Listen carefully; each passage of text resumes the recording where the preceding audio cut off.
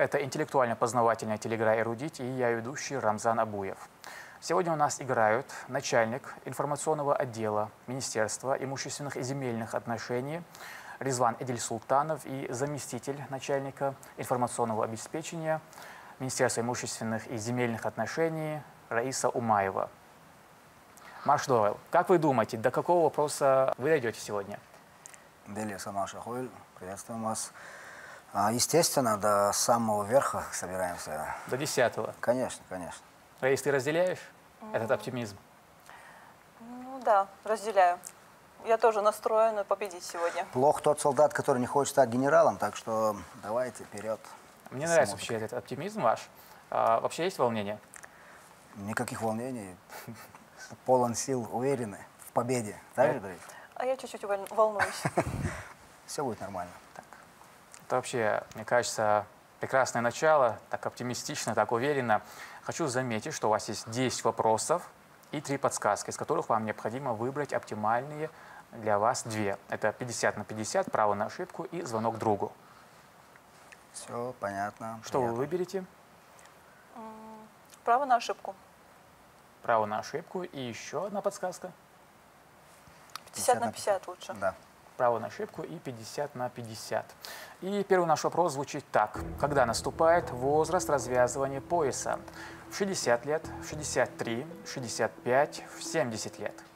Ну, это Раиса знает, я уверен. Ну, если подумать, то я думаю, что в 63. Да, в 63. 63. Да. Слышала от своих бабушек и дедушек, что в 63. Ответ принят. И вообще совершеннолетие наступает в 15 лет, а в 63 года наступает возраст развязывания пояса. Это абсолютно верный ответ. То есть мужчина мог выходить на улицу без кинжала, без пояса, и на нем не лежит воинская обязанность. Второй вопрос. Какой город Чеченской Республики занимает второе место по численности населения? Грозный, Гудермес, Шали, Урус-Мартан. Да, интересный вопрос. Я помню в свое время Урус-Мартан, еще когда было село, село было самое большое в Советском Союзе по численности. И я так думаю, что все-таки Урус-Мартан. Урус-Мартан. Да. Ответ принят. Вторым по численности населения является Урус-Мартан. Это абсолютно верный ответ. И по данным Всероссийской переписи населения 2020 года он находился на 255 месте из 1118 городов нашей страны. Третий вопрос. Какие события в истории чеченцев описываются в произведении Абузара Айдамирова «Долгие ночи»? Выселение чеченцев в 40-х годах 20 века. Трагические события, происходившие в регионе в 90-х годах. События, связанные с Кавказской войной. Отечественная война. Так. Ну, тут, в принципе, все ответы подходят под «Долгие ночи», но все-таки, я думаю, это события, связанные с Кавказской войной. Да, я тоже считаю, что это события, связанные с Кавказской войной, так как в школе я читала это произведение. И как тебе это произведение? Ну, мне очень понравилось. Мне всегда, кстати, я вообще фанат Абузара Айдамирова. Остановлюсь на варианте С. Ответ С. События, связанные с Кавказской войной. Ответ принят. «Долгие ночи» — это исторический роман Абузара Айдамирова. В произведении описываются события середины XIX века, происходившие в Чеченской республике, которые привели к переселению части чеченцев в Турцию. Абсолютно верный ответ. И этот роман является первой частью трилогии, последующими частями, которые являются книги «Молния в горах» и «Буря». Четвертый вопрос. Что дарили дяди со стороны отца при достижении племянникам совершеннолетия? Верхового коня, черкеску, оружие, папаху. Ну, тут Раиса на первом вопросе ты уже ответила, в принципе. Я знаю, что дарили черкеску. Нет. Почему? Я думаю, папаху. Так. Может, подсказку взять? Рано еще подсказки. Четвертый вопрос мне даст хоть 10-го грамоту. Реально, если не черкеском, точно его тягасом, я думаю, папаху, какую-то. Верхового коня, а ты думаешь, папаха. У вас же нет единого ответа. Так, давай тогда. Я тоже не думаю, что... Вообще легко, точно, да.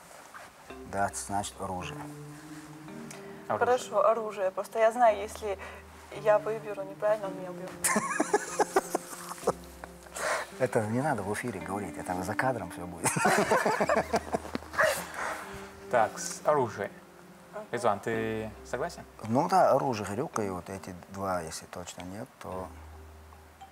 Куите, Ответ дари принят. Оружие. Вот. Дяди со стороны матери при достижении племянникам совершеннолетия дарили ему верхового коня, а дяди со стороны отца оружие. Абсолютно верный ответ. И наш пятый вопрос. В какое море впадает река Терек? В Балтийское море, в Каспийское, в Азовское море, в Черное море? Ну, если логически посудить, то самое рядом, которое с нами находится море, это Каспийское. Конечно, было бы здорово, если бы Черное море было прям ближе, чем Каспийское. А так вариант, думаю, Каспийское море. Да. Каспийское море, так как оно ближе к нам.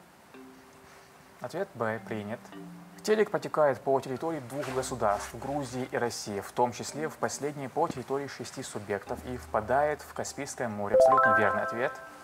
Ну, Резван, ты гений. Я гений. Шестой вопрос. Это по твоей части. Сколько двойных гласных букв в чеченском алфавите? 1 буква, 3 буквы, 5 букв, 7 букв. Теперь разобраться, что значит двойных гласных букв. 5 букв, 5 букв. да. Объяснишь Резвану, что А это? можете объяснить? Потом ю. Так, я, конечно, ничего не понял, но она что-то... Шолх элп, что кто Резван в А, школе? не-не-не. Я плохо учился в школе, я вообще не помню такие уроки. У нас я. 5 букв. Да. Ответ принят. Чеченский алфавит составлен на русской графической основе, в нем 49 букв, это на 16 букв больше, чем в русском алфавите. Эти, назовем так, дополнительные буквы понадобились для того, чтобы передать специфические чеченские звуки, гортанные согласные и мягкие звуки, отсутствующие в русском языке. А двойных гласных 5 букв. Абсолютно верный ответ. О, ничего себе, молодец. И следующий вопрос. 7. Что считается тяжким оскорблением для чеченца, если его похлопали по плечу, если прикоснулись к его папахе, если ему показали язык, если прикоснулись к его оружию? Резван, это уже к тебе, наверное. Да, тут Если уже... прикоснулись к его папахе, вот. Да, я тоже считаю так, но к оружию тоже очень интересный ответ. Если ему показали язык. Ну, язык это любой дурак может показать, это не обязательно. Просто я знаю, когда к головному убору прикасались, то это реально считалось оскорблением. Если его снимали, можно было, разрешалось отрубить ему руку, тому, кто прикоснулся. Все-таки я тоже останавливаюсь на варианте Б, если прикоснулись к его папахе. Ответ принят. Прикоснуться к папахе мужчины считается тяжким оскорблением. Оно приравнивается к пощечине. Абсолютно верный ответ, поскольку папаха – это символ чести и достоинства. 8 вопрос. Какой вид форели обитает только в озере Кизиной-Ам? Эзинамская, мраморная, радужная, адриатическая. Эзинамская. Это как вы решили, можно спросить? Позвольте Кизиной Ам. Это такое озеро есть. Ну, есть. Вот, и там обитает Эзинамская. Это одна из редких вид. Форели? Да. Ничего Эзинамская. Резван, Я вообще не рыбак, я вообще название рыб Просто даже я не очень знаю. много про них читала, писала, так что я знаю 100%. Я только семгу люблю. Стейки из семги. стейки и семги. И тебе они ничем не помогли. Вообще ничем не помогли. Кстати, это одно семейство. Серьезно? Форелевые, лососевые, то есть. Буду иметь в виду. Ответ принят. А. В озере Кизиной-Ам обитает эндемичный подвид лососевых рыб вида кумжа, эзинамская форель. Абсолютно верный ответ. Ой, браво. 9 вопрос. Кто является автором повести «Дикая груша у Светлой реки»? Магомед Мамакаев, Муса Ахмадов, Раиса Ахматова, Абузар Айдамиров. Тут, наверное, уже без помощи не обойтись, без подсказки точнее. Ну, 9 вопрос, в принципе, можно воспользоваться подсказкой. Да, по-любому надо. Давайте 50 на 50 возьмем? Да, давай. 50 на 50. 50 на 50. Выберите два неверных варианта ответов. Это точно не будет здесь, я уверен. И у вас остается Муса Ахмадов и Абузар Айдамиров. Ничего себе, я Абузар оставил. Так, «Дикая груша у света реки». Это является повесть, да, повести. Ну, скорее всего, это Муса Ахмадов, потому что Абузар Айдамиров такими длинными названиями ничего не писал, по-моему. Я так думаю. Но Муса большой любитель вот таких повестей, там, всяких рассказов, детских, там, каких-то там книжек у него очень много. А у Абузара больше такая классика, такие прям... Я думаю, что у Абузара больше такие романы грустные. Да, про поэтому я тоже так поселение, думаю. Про войны. Муса Ахмадов. Муса Ахмадов. Ответ принят. Это повесть на тему современной жизни чеченского народа, пережившего трагические события, происходившие на стыке тысячелетия, когда чеченский народ покидал свои города и села, о неоднозначности нашей жизни и что она, кроме черной и белой полосы, имеет много и других оттенков. Муса Ахмадов абсолютно верный ответ. Ой, наконец, я вот тут не увидел ответа, поэтому сомневался. 10. Финальный вопрос. Кто является скульптором памятника пожарным, погибшим при тушении пожаров от налетов фашистской авиации на Грозный с 10 по 15 октября 1942 года? Ильяс Татаев, Дадан Идрисов, Руслан Мамилов, Дака Джабраилов. Тут тоже без подсказки не обойтись, я так думаю. К сожалению, эти имена, фамилии мне лично ни о чем не говорят. Я, конечно, не горжусь этим. Тем более вот этот памятник, который у нас в Грозном присутствует, я его давным-давно знаю. Мой отец был начальником пожарной части в свое время. И каждый раз, когда я ездил к нему на работу, и всегда мы проезжали этот памятник, он мне рассказывал, но, к сожалению, я не уточнял, что за памятник, кто автор. Я так думаю, Ильяс и Руслан точно не будут там, потому что эти имена такие более современные. И когда мы говорим о 42-м годе, там такие имена, наверное, больше подходят. Дадан, Дака. И я думаю, из этих двух вариантов надо выбрать. Не, это чисто мое предположение. Ну, Никто давай же не говорит, что это в тогда 1942 году возвели этот памятник. Даку. А тут не про памятник, да? Да. Налет, это то время был налет. Память, да? Ну, я думаю, что это Руслан Мамилов. Почему так? Ты знаешь скульптора Руслана Мамилова? Нет. Хоть ты одного скульптора знаешь? Нет. Я тоже. Так. Рейс, ну что, как вы думаете, кто же он может быть? Дадан Идрисов. Дадан Идрисов? А мне почему-то кажется, Дака Джабраилов. Ну, давай тогда на Д-варианте остановимся. Ну, На я одном же тоже на 100% не знаю. Это... Так, все-таки, по-моему, Руслан Мамилов. Вы как думаете? Я уже вначале сказала, Руслан Мамилов.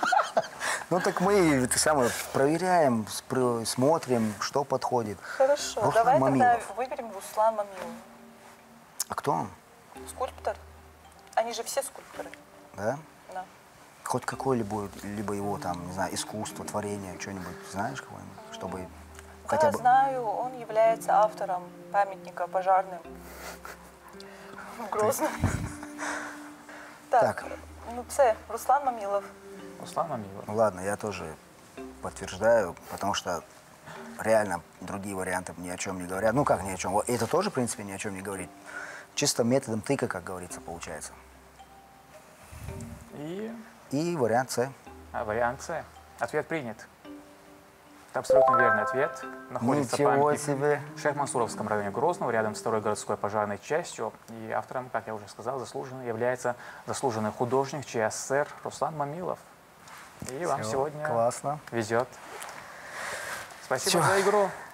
Хочу заметить, у нас есть призы. Так. Ризван, это тебе и Раисе.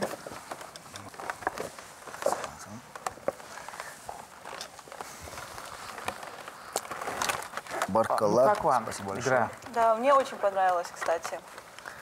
Какой вопрос тебе больше всего понравился? Про форель.